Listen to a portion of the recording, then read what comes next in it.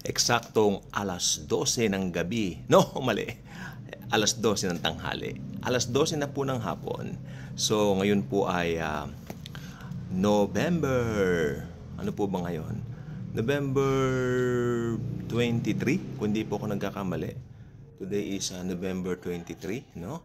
At alam niyo, tuwa naman po ako. Ako bilang Kristiyano po, natutuwa po ako dito.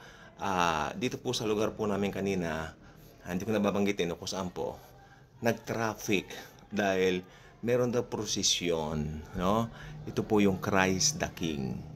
Although hindi ako agree dun sa ganong kaugalian and all that, pero yung Christ the King, they are celebrating Jesus, ayos naman po yun. At least conscious sila that they dedicate this day in honor and glory of Jesus, Christ the King. So I'm very happy na they are celebrating that. And we should too. Huwag tayong masyadong magpatali sa relihiyon, kung kaiba natin. Hindi po. Basta importante, lifting Jesus, ayos tayo dyan. Good afternoon, no? Again, the 23rd of November 2025. Tama po ba ako? Yes, November 23, 2025. Hapon na po, no? 12:01 na po. Ayan po ang oras. Nasa cellphone, sarilo. So, ngayon po, ang pag-uusapan po natin ngayon. Alam po ninyo, sabi nila, pag sinasabi mo yung mga ginagawa ng mga tao, nanghuhusga ka. Pero the Apostle Paul himself wrote in his second epistle to Timothy, yung mga ginagawa ng mga tao, no? Yung gawain ng mga tao sa last days, which I believe, teka lang po, which naniniwala po ko, bago mag-rapture, ito yung mga asal at pag-uugali ng mga aso. Ay, mga tao pala. Ano ba yan? Aso tuloy. Ng mga tao. No? Ito po siya. Nakasulat po sa Bible. Saan ba yung inano ko na kanina? Kasi ang Bible pong ito talaga ang pag nagdi-devotion ako. Ayun, may tanda na po siya para hindi tayo magkandawalaan. Ito po ang magiging ugali ng buong sangkatauhan bago dumating ang Panginoon para dagitin ang kanyang iglesia o ang kanyang church. Bago mag-rapture, ganito ang ugali ng mga tao. Ikalawang Timoteo, 2 Timothy, English pala ito.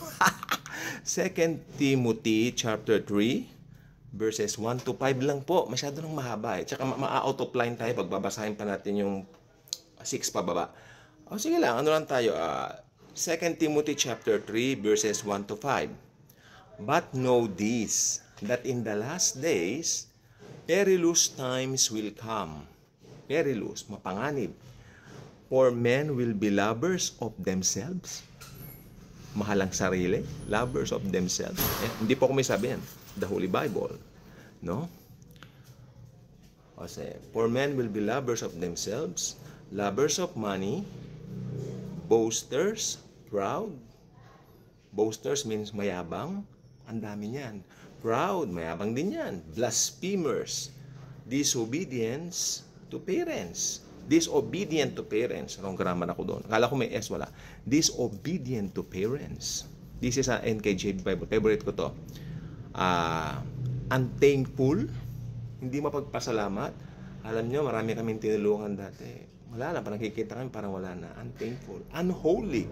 Yung mga unbeliever, wag tayong magtaka kung unholy ang mga yan. Dahil wala naman silang Christ sa puso nila. So, it's normal na unholy sila. Susunod, unloving, unforgiving, slanderers. Yan. Without self-control. Yan. Okay? Lalo na, yung mga walang self-control, pag nagalit, bulalas agad, nagmumura. May kapitbahay po kami. Panginoon ko, talaga lang.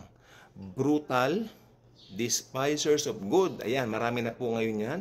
Dinidespise yung good at mas pinapaboran yung mga mali. Diba? Kung may makukuha silang kapalit in return.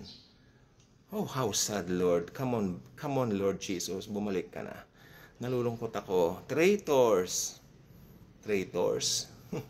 Headstrong. Yan. Nasa isip niya. Ako lang ang the best. Meron po kaming auntie na ganyan. No? Ugali. Haughty. Lovers of pleasure rather than lovers of God. ito marami po ito, Panginoon ko, having a form of godliness, but denying its power. Hindi kilikili power, ha? Dahil hindi may dideny ang kilikili power pag natabihan mo. Naku po, pumuputok. Okay? Sabi niya, but denying the power. Naku, hindi kilikili power yan. Denying the power ng godliness. Okay? From such people, turn away. From such people, turn away. Okay? I believe this verse is an epistle to Christian. Sa atin ito eh. Ano ba ang pinaka nakikita natin ngayon sa mundo? Ngayon pagka sinabihin mo, uy, nanghuhusga ka. Oh, hindi po. Sinasabi lang po natin. Kasi Pablo nga nagbanggit, oh. Ayan, oh. Pero, sabi niya, in general. Pero ganito po talaga. Na-observe na po ba niyo? Isa-isahin natin. Did you observe maraming tao ngayon lovers of themselves? Makikita po natin yan sa daigdig ng entertainment industry. No naming names. Buong entertainment industry na po sa buong mundo.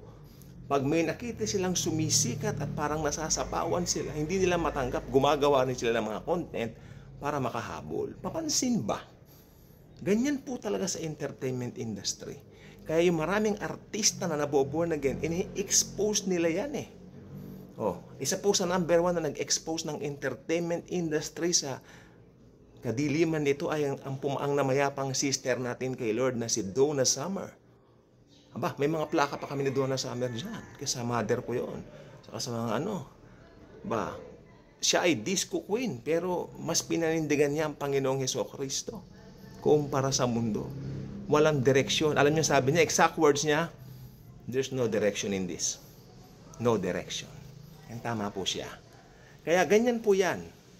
Gusto nagpapasapawan. Hindi lang po sa entertainment industry, sa atin din po, magkakapatid. Nag-aaway, nag-iinggitan. Oh, lovers of money.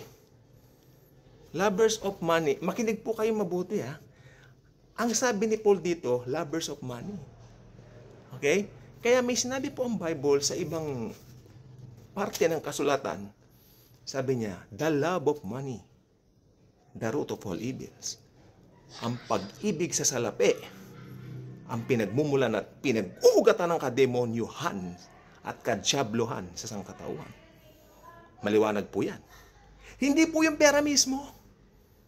Hindi yung pera mismo. Kundi ang pag-ibig dito sa salapi. Yan ang pinag-uugatan ng lahat. Ang dami ko na po nakitang pamilya magkakapatid na sira. Hindi na nag-uusap dahil sa salapi. Ano ba? Nakikita niyo na po ba yan sa paligid niyo? Okay. Blasphemers, disobedient to parents. Dito na lang po tayo sa blasphemers. Ang dami po ngayon sa Facebook, ang dami ngayon sa YouTube. They are blaspheming Jesus na gumagawa ng kung ano ng kalokohan na content. Number 3, unloving, unforgiving. Yan, marami po ngayon. Patatawarin kita kung ganito, ganyan. Magpatawad po tayo kasi si Jesus, pinatawad din tayo. Ang hindi lang marunong magpatawad mga unbelievers. Actually, sa unbelievers po ito mga ito eh. Ito yung dadatnan ng kapamakan, yung mga taong nito. Okay, tandaan nyo po, lahat ng tao pinanganak na makasalanan, kaya taglay nila ito. Makinig po mabuti. Hindi dahil sa taglay nila ang mga bagay at katangian na ito, doon sila maiiwan. Hindi po. Ang dahilan bakit sila maiiwan, because they don't know the Lord Jesus. At ito po, mga katangian na binanggit at binasa ko po dito sa Bible, ito po ay natural lamang na lumalabas po sa kanila sapagkat ito po ang kanilang nature. Their nature, yan, ay wala sa Panginoon. So hanggang doon lang po muna tayo. No? Traitors, headstrong, mayabang, haughty, lovers of pleasure rather than lovers of God. Oh, nasa mga bar, pag may mga singer na from abroad dumarating, pero yayain mo sa Bible study, ayaw nila, uy, matatapos na po ako. Kaya kung di pa kayo ka-good vibes, maging ka-good vibes na kayo at i-share natin ang mga videos dito sa Daily Good Vibes. Dahil ang mga videos po dito sa Daily Good Vibes ay wala pong ibang itinataas, kundi ang Panginoong Hesukristo na nagmahal sa atin at nag-alay ng kanyang sarili sa atin. Maraming pong salamat sa inyo and God bless sa ating. Thank you, Jesus. Hallelujah. Christ the King po ngayon, always, forever. Hallelujah.